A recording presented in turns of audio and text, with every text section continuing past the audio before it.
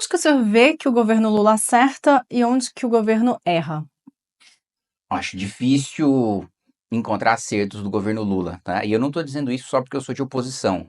Quando você conversa, né? Quando você conversa de bastidor, né? É quando as pessoas falam a verdade, né? E os parlamentares petistas também têm dificuldade de ver grandes acertos do governo quando vão fazer essa autoavaliação, né? Tanto que, eu digo para você, eu tenho dito isso acho que mais ou menos 1 ano e meio, Lula não é candidato. E Lula não é candidato porque avalia que vai perder e não quer fechar sua biografia com uma derrota, né? A gente vê agora a disputa interna do PT, né? O próprio Lula endossando o nome do Edinho para a presidência e ainda assim tendo dissidências importantes dentro do partido, com o Lula vivo, presidente da República. Imagine ele fora do cargo, mais afastado da vida pública. Então, é, o governo está indo tão mal, mas tão mal, que o próprio PT está se esfacelando. E eu acho que nessa disputa para decidir quem vai ser o candidato do PT, Haddad ou Camilo, eu não duvido se uma ala grande do PT derrotada sai do partido e lança seu candidato por outro partido. Mas voltando para a questão do governo Seria Lula. qual partido? Poderia ser um PSB ou PDT, né? Alguém que abrisse as portas, né, para essa ala dissidente do PT. Mesmo porque para fundar um novo, a legislação ficou muito mais difícil do que na época do PSOL, né?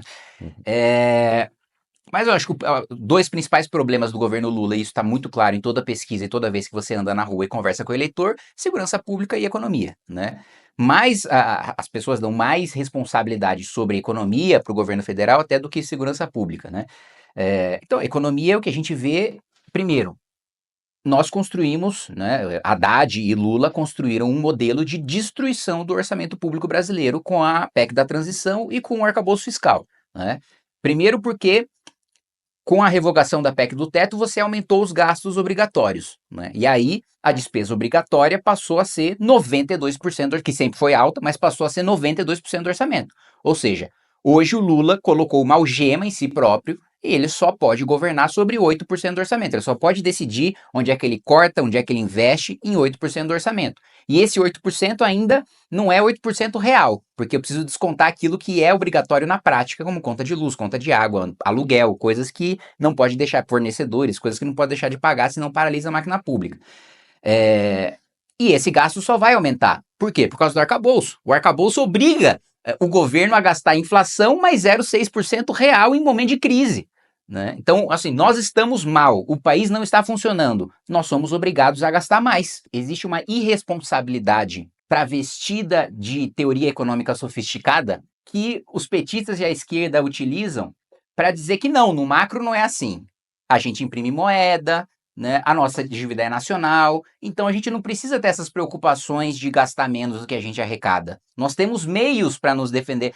O meio para se defender é aumento de imposto ou aumento de inflação. Ou você imprime mais moeda para pagar a dívida e desvaloriza o dinheiro de todo mundo, aumenta o preço de tudo, ou você cobra mais imposto. E as duas coisas estão sendo feitas pelo governo. Isso sem falar em todas as manobras para tirar do orçamento o que deveria ser contado no orçamento. Então o governo comemora: olha, temos déficit de 11 bi. Primeiro, como se déficit fosse uma coisa a ser comemorada. Mas aí é o déficit sem crédito extraordinário, sem pagamento de precatório, contando receita do CARF como se fosse recorrente, quando na verdade ele só vai ter naquele ano, nesse ano já não tem mais CARF. Então, negociação, transação tributária da Petrobras, esse ano não tem mais.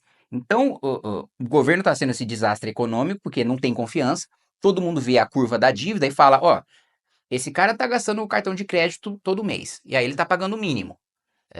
Eu estou vendo que ele vai gastar mais todos os meses, não só daquilo de juro que ele já precisa me pagar, mas de novas dívidas que ele está fazendo. É óbvio que eu vou aumentar o juro. E aí o governo fica o Lula fica e o Haddad ficam nessa sinuca de bico, que eu até vou questionar agora. O Galípolo e o Haddad vão para a Comissão de Finanças, né?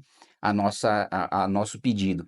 Eu vou questionar: bom, e aí, Galípolo, não era o Campos Neto, né, o responsável pela alta taxa de juros? Né, o Lula não falou que era o Banco Central atuando para sabotar o país? Já teve aí, você presidiu a última reunião com o Campos Neto lá.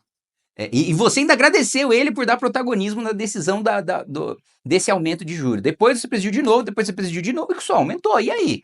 Não era o Banco Central o sabotador? Agora você tem o poder de mudar e salvar esse país. Adota a política lá do Tombini, da Dilma. Vai ser uma maravilha. Olha o que eles fizeram baixando o juro na marretada. A gente viveu uma crise econômica pior do que o da pandemia no governo Dilma com esse tipo de política, né? Com a MP da energia elétrica, depois com o Tombini no Banco Central e por aí vai. Então, assim, é um desastre econômico, tá todo mundo vendo, principalmente puxado, a inflação tá sendo principalmente puxada pelos alimentos, e tá todo mundo percebendo isso, e o governo achando que vai resolver isso com a comunicação. Ah, o problema é a comunicação. Não, assim, o produto é muito ruim para você comunicar, sabe? Olha, olha, gente, aqui tem um rodízio de picanha com laxante. Mas, gente, não interessa o quão boa seja a propaganda, ninguém quer comer isso aí. O produto é muito ruim, e quando a gente olha para a segurança pública, em vez de você ter aquilo que é necessário, aquilo que funciona, que é você modernizar as estruturas de investigação, ter o ciclo completo de polícia, por exemplo, que é coisa assim, só quem tem o modelo de polícia do Brasil é o Brasil e Guiné-Bissau,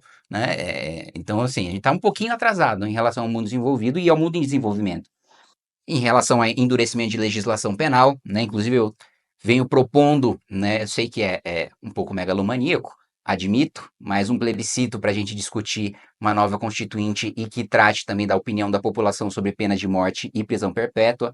Saiu um estudo excelente, né, de um doutor em economia, especialista em economia do crime, que é o Pérez Chiquida, mostrando que 80% dos presos por crime contra patrimônio não cometeriam crime se houvesse pena de morte ou se houvesse prisão perpétua, né? E 88% não cometeriam se tivesse pena de morte, prisão perpétua e se a pena fosse aplicada integralmente, né? Ou seja, se não tivesse progressão de regime e nem remissão de pena por qualquer motivo que seja. E aí, falando de remissão de pena, ainda vem o governo e lança, para atender ao estado de coisas inconstitucional do Supremo nos presídios, o plano pena justa, né? E aí você tem a remissão de pena, a diminuição dos dias que o criminoso precisa cumprir na cadeia, sem que ele estude, sem que ele trabalhe, só porque o governo não ofereceu oportunidades para ele estudar ou para ele trabalhar, né? Então, assim, vem o ministro Lewandowski e ainda diz que o judiciário solta porque a polícia prende mal, mas a polícia prende porque ela é obrigada, é flagrante. Se o policial não prende, ele está prevaricando, ele vai fazer o quê? Não existe outra maneira de se agir se não prender. As prisões em que a gente tanto critica que a justiça solta é prisão em flagrante, não é o resultado de grandes investigações complexas. A gente está falando de roubo, de furto, né? A gente está falando de homicídio, às vezes crimes passionais, né? Teve a decisão aí essa semana, acho que foi o segundo juizado ali do júri no Ceará, né, de 3 pessoas que decapitaram, né, uma pessoa, e que aí o juiz disse que, olha, não existe um elemento contemporâneo aqui que comprove risco à ordem pública, né? Inclusive, nós aprovamos na Câmara dos Deputados um projeto de minha autoria no ano passado que prevê a prisão preventiva obrigatória para quem comete crime hediondo, assalto ou é membro de facção criminosa ou de milícia, né? E está faltando ser aprovado pelo Senado. Mas aí, no sentido contrário, vem o governo e apresenta a tal da PEC da segurança, que, primeiro, tem um monte de coisa inútil, que é basicamente você colocar na Constituição o que está em lei infraconstitucional. Segundo, deixa os estados reféns da União na medida em que, se os estados não obedecem à política penitenciária ou à política geral estabelecida pela União, eles não vão receber repasses dos fundos que passam a ser constitucionalizados de segurança pública e de financiamento para as políticas penitenciárias. Então o governo está fazendo tudo errado. Por isso que assim, eu tenho uma convicção muito grande de que o PT, a esquerda, perde a eleição em 26. Para quem? Não sei, mas perde.